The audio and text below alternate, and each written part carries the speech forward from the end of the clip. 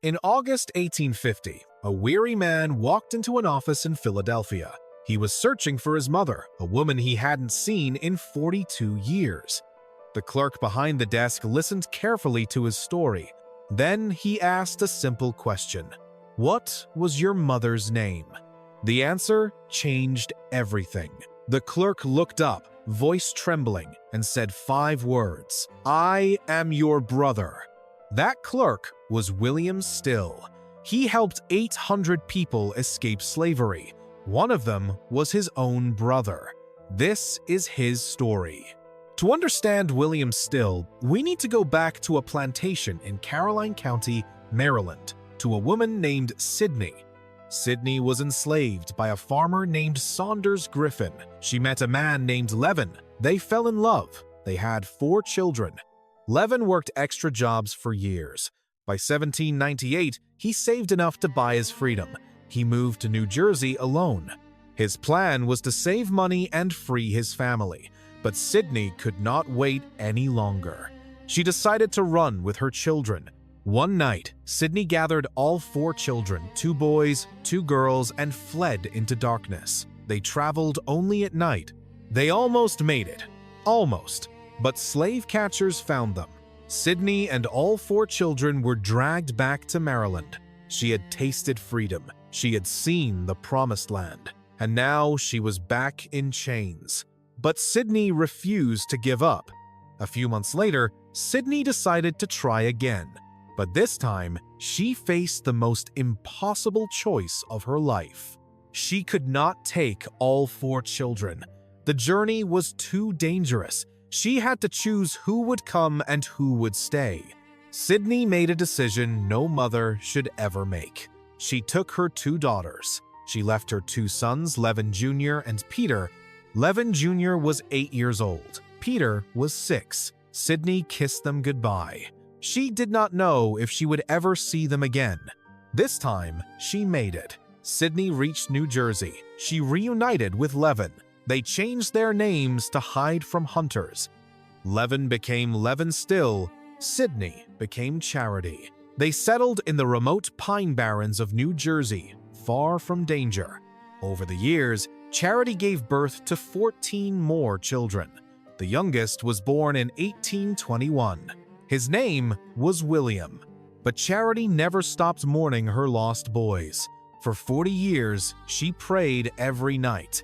What happened to Levin and Peter? Here is what happened. The 2 boys were sold from Maryland to Kentucky, then sold again to Alabama. Deep into the South, Levin Jr. did not survive. He was whipped to death by his master for visiting his wife without permission. Peter survived. William Still grew up hearing his mother's stories about Maryland, about slavery, about the 2 brothers he had never met. He had almost no formal education, but William taught himself to read and write. He was hungry for knowledge and justice. In 1844, at age 23, William moved to Philadelphia, a city known for its abolitionist movement. Philadelphia had a large Quaker community, a large free black population, and a secret network helping enslaved people escape. In 1847, William got a job as a clerk at the Pennsylvania Anti-Slavery Society. His salary? $4 a week. His official job was paperwork. His real job was something far more dangerous, something that could get him killed or jailed. By 1850, William became chairman of the Philadelphia Vigilance Committee, the secret arm of the abolition movement. His mission? Receive escaped slaves arriving in Philadelphia, hide them from bounty hunters, and send them north to Canada. This was incredibly dangerous. The Fugitive Slave Act of 1850 made it a federal crime to help escaped slaves. Bounty hunters prowled Philadelphia streets looking for runaways. Anyone caught helping could face prison time or worse. But William did something nobody else dared to do. He kept detailed records.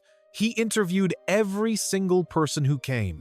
He wrote down their names, ages, where they came from, who enslaved them, how they escaped, and where they were going. If these records were ever found, Hundreds of people could be recaptured. William could be arrested. But he kept writing. Why take such a risk? Because William believed these stories deserved to be remembered. Every single one of them mattered. He later wrote, "The heroism of our people should be kept green in the memory of this generation and generations to come." Over the years, William worked with remarkable people. Harriet Tubman passed through his office many times with rescued people. William provided financial support for Tubman's missions. He gave her money, train tickets, and safe house contacts up north. He witnessed Henry Box Brown's arrival, a man who mailed himself from Virginia to Philadelphia inside a wooden crate. 27 hours in a box, 3 feet by 2 feet. When the lid opened, Brown stepped out and asked, "How do you do?" Between 1850 and 1861, William still helped between 800 and 1,000 people escape. And then, in August 1850, a man walked into his office, a man who would change William's life forever. His name was Peter Friedman. He was 50 years old. He had spent 43 years in slavery in Kentucky and Alabama. Peter had finally bought his own freedom. It cost him $500 every penny he saved from years of extra work. But Peter was not whole. He had one mission: find his mother, the woman he was torn from when he was just 6 years old. Someone told him to go to Philadelphia, to the Anti-Slavery Society. Maybe they could help him search for his lost family. On August 6, 1850, Peter walked into the office. Behind the desk sat a young black man with pen in hand. William did what he always did. He listened. He asked questions. He wrote down answers. Name, age, where are you from? Peter told his story. Sold from Maryland as a child, his brother Levin whipped to death, years of bondage in Alabama. As Peter talked, something shifted in William's face. His pen stopped moving. He stared at the man sitting before him. William asked quietly, "What was your father's name?" Peter answered, "Levin." William asked, "And your mother's name?" Peter said, "Her name was Sydney." William set down his pen. His hands were trembling. He looked Peter directly in the eyes. Then William said 5 words that neither of them would ever forget. "Suppose I should tell you that I am your brother." Peter stared at him in disbelief. William continued, "My father's name was Levin. My mother changed her name to Charity. She lost 2 boys named Levin and Peter long ago. I have heard my mother mourn about them my whole life. You are one, 42 years. 2 brothers separated as children, reunited by pure chance in an abolitionist office in Philadelphia. What are the odds? A man searches for his mother, walks into an office, and finds his own brother sitting behind the desk. The next day, William took Peter across the Delaware River to New Jersey to meet their mother, Charity Still, age 80. For 40 years, Charity had prayed every single night. She had mourned. She had never stopped hoping for this moment. When she saw Peter, the baby boy she left behind, now a 50-year-old man, she broke down crying and held him tight. She cried out through her tears, "O Lord, how long have I prayed to see my 2 sons, mother and son, reunited at last?" But Peter's joy was incomplete. He had found his mother, but he left someone behind in Alabama, his wife and 3 kids. His wife, Vina, and their 3 children were still enslaved. Peter had promised her, "I will come back. I will find a way." William helped Peter write to the slave owner asking how much to buy his family. The answer came back, $5,000. $5,000 in 1850. In today's money, that is nearly $200,000. Peter had nothing. So Peter did something remarkable. He went on tour across the Northeast, telling his story at churches and public meetings. Everywhere he went, people were moved to tears. A man separated from his mother for 40 years. now trying to free his wife. It took 23 months of traveling, speaking, and begging for donations, but somehow, Peter raised every single penny, $5,000, enough to purchase his family's freedom, enough to bring them out of slavery and into a new life. In 1854, Vina and their 3 children arrived in New Jersey, Peter Jr., Levin, and Catherine, finally free. Peter Still spent the rest of his life with his family in Burlington County, New Jersey. He died peacefully in 1868. Charity Still passed away in 1857. She lived long enough to see her lost son and his family find freedom. That chance meeting with Peter changed William forever. Now he had a deeply personal reason to keep his detailed records. The Civil War began in 1861. The Underground Railroad was no longer needed. Slavery would soon be abolished. William became a successful businessman, a coal merchant. He also continued fighting for civil rights in Philadelphia.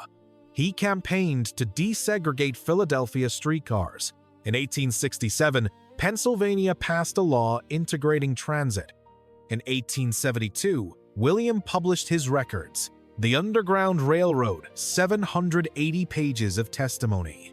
The book was exhibited at the 1876 Philadelphia Centennial. It was the only complete record by a Black author.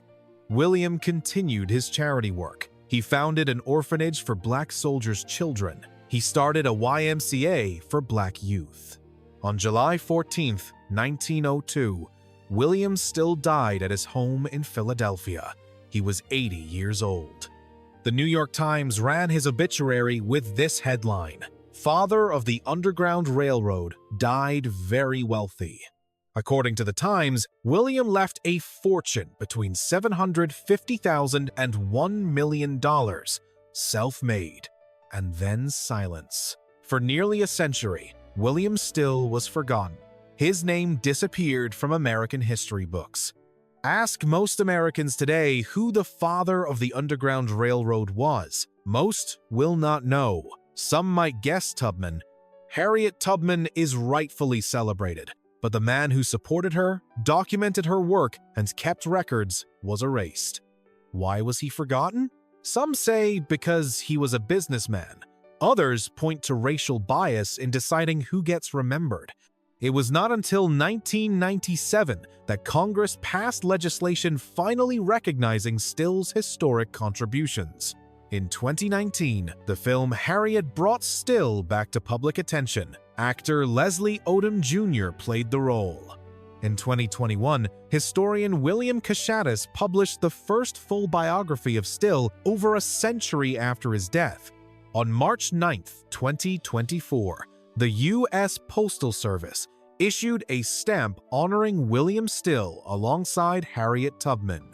122 years after his death, the father of the Underground Railroad finally received his stamp of honor. His home at 625 South Delhi Street in Philadelphia still stands. It was placed on the Historic Register in 2018. William Still is buried at Eden Cemetery in Pennsylvania, the oldest African-American owned cemetery in the United States. Today, families still use William Still's records to trace their ancestors. His book remains the most important primary source. A descendant of the Still family said, "He kept records. That book is still used by families trying to find their ancestors."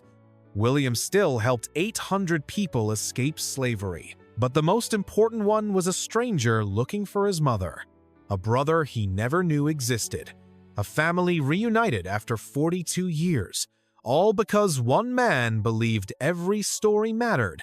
William Still was right. These stories deserve to be remembered, and now, finally, after all these years, so does his own. If you want to hear more stories of forgotten heroes like William Still, make sure to subscribe. There are many more to tell. Thanks for watching. I will see you in the next one.